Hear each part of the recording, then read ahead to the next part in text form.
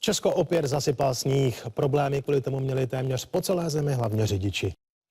Vydatné sněžení od rána komplikuje dopravu napříč Českem. Až 20 cm nového sněhu, leckde i silný vítr.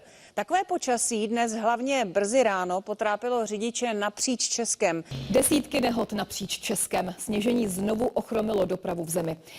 Vydatné sněžení od rána komplikuje dopravu napříč Českem. Problémy jsou ve středočeském, plzeňském i jihomoravském kraji.